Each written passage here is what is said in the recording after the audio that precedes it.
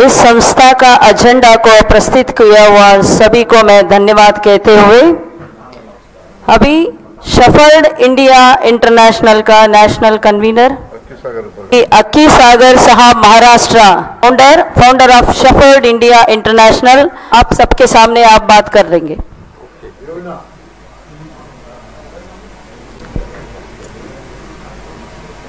Shepherd India international के okay 6th anniversary पे हम लोग सब इकट्ठे हो गए हैं। आप उपस्थित यहाँ सबको मैं प्रणाम करता हूँ। हमारे जो महाविभूतियाँ है श्री कृष्ण से लेकर कनकदास, उनको प्रणाम करता हूँ। शेफर्ड इंडिया इंटरनेशनल जो ग्लोबल है ऐसे कहा गया, उसके एनिवर्सरी पे हम गुजरात भूमि में इकट्ठे हो गए हैं। सबसे पहले जो गुजरात भूमि के हमारे सागर रायका है और हमारे हरीश भाई भरवाड़ है, इनका मैं तहे दिल से आभार प्रकट करता हूं। और इस गुजरात भूमि के जो भी कार्यकर्ता है शेफर्ड इंडिया इंटरनेशनल के, इन सब का मैं तहे दिल से सम्मान करता हूं। मुझे यहाँ पर एक बात बतानी है कि ये जो हमारा हॉल है, यहाँ पर एक बहुत बड़ी व्यक्ति बैठी है जिनका नाम है गोविंद भाई रबारी।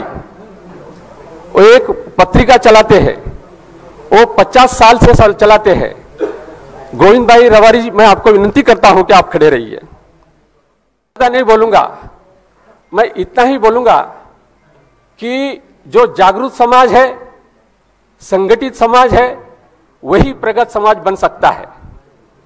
जागरूक समाज, प्रगत समाज और जागरूक समाज, संगठित समाज और प्रगत समाज, ये इक्वेशन है। और इसमें एजुकेट, एजिटेट, ऑर्गेनाइज का बहुत बड़ा रिश्ता है। एजुकेट और ऑर्गेनाइजेशन, इसमें लिबर्टी, इक्वालिटी, फ्रैटर्निटी और सोशल जस्टिस का संबंध है। मैं बहुत इसको पावर पॉइंट पे बोलना चाहता हूं कि अगर हमारा धनगर समाज, हमारा शेफर्ड समाज इस देश का राज्य करता था, रबारी का मतलब राहबर है, जो रास्ता बताता था। हमारे एक करना भाई मालधारी करके है, वो हमारे रबारी समाज को गुरुजन समाज बोलते हैं।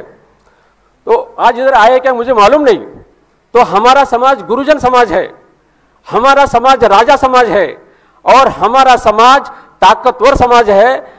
तो लेकिन आज हमारी भारत में हमारी अवस्था क्या है, ऐसा क्यों है, इसको जाने बिना हम आगे नहीं जा सकते। अभी किसी ने तो एक बोला, ये जो चारण जगह है, ये चारण जगह हमारे लिए रिजर्व करो करके हम बहुत पीछे आकर बात कर रहे हैं। सत्ता उनकी है और हम उनको भीख मांग रहे हैं, डिमांड कर रहे हैं कि हमारी ये जमीन हमको दे दी। आपको बताता हूं, अहिल्याबाई होलकर, इसने सबसे पहला रिजर्व जमीन लेकर चारण समाज हमारे को दिया था। हमारे एक मुंबई में एक रहते थे जो चारण समाज के नेता रबारी करके थे, तो उन्होंने बहुत बड़ा आंदोलन किया था। ये जो भूमि है, सरकारी भूमि है, ये हमारे शेफर्ड समाज की, इस तरह का आंदोलन किया था उन्होंने।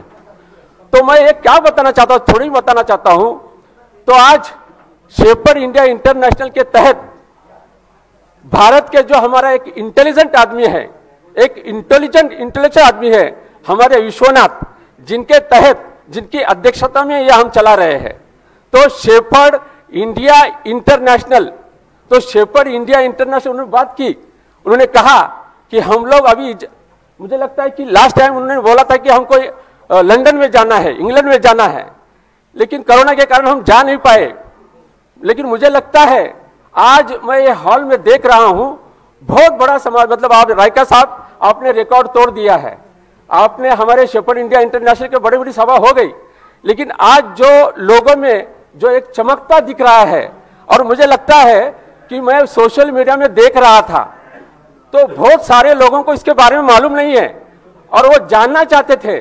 और जो नए हैं, मैं यंगस्टर को बताना चाहता हूं, जो यंगस्टर्स लोग यहाँ पर है, उनकी बुनियाद पे ही हमारा ये जो हमारा शेफर्ड इंडिया इंटरनेशनल आगे चलेगा। मैं देख रहा हूँ यंगस्टर लोग यहाँ हैं, तो मैं यंगस्टर लोगों की बात करना चाहता हूँ शेपर्ड इंडिया इंटरनेशनल और भारत का सबसे बड़ा सोशल ऑर्गेनाइजेशन है, इसके साथ चलिए।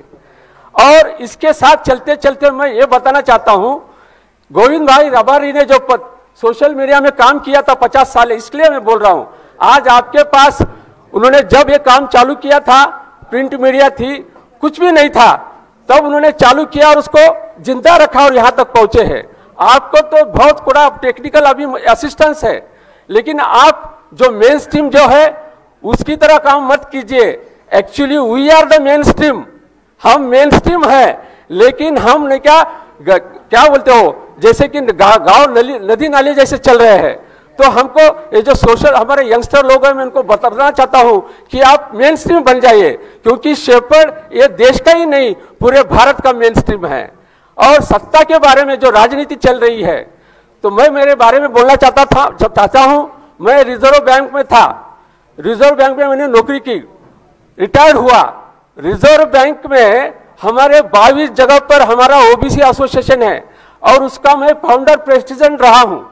मैं ये क्यों बता रहा था, मैंने बनाया ये बताना नहीं चाहता हूं, लेकिन अगर हम चाहते हैं, रिजर्व बैंक जो शिवसेना का गढ़ है मुंबई, वहां पर हमने ओबीसी एसोसिएशन का फाउंडर में प्रेसिडेंट बना और चलाया। और एक बात मैं जिक्र करना चाहता हूं कि महादेव जी जानकर यहां पर आने वाले थे। वो उन्होंने बुक भी किया था, नासिक से वो फ्लाइट से यहाँ आने वाले थे, लेकिन वो आ नहीं सके, कुछ कारण आ नहीं सके। तो मैं उनकी ओर से भी आप सबका स्वागत करता हूं, आपका अभिनंदन करता हूं आप सबका। और एक बात बताना चाहता हूं, राजनीति जो, क्योंकि अभी हम तो समाज की नीति कर रहे हैं।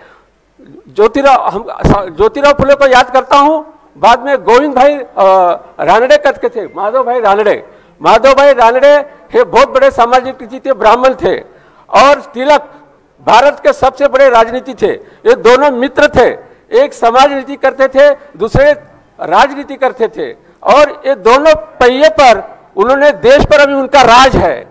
अगर हमको भी करना है तो हमको भी समाज नीति भी करनी है और राजनीति भी करनी है। और राजनीति करनी है तो आज जो भी कितनी पार्टियां हैं, उस पार्टी के थ्रू आप एमएलए एमपी बन सकते हैं। आज आप देख रहे हैं जो एमएलए एमपी बनते हैं, डिप्टी स्पीकर बैठे हैं और इनका ऐसा हमारा स्वागत किया जाता है, उनका नमन किया जाता है।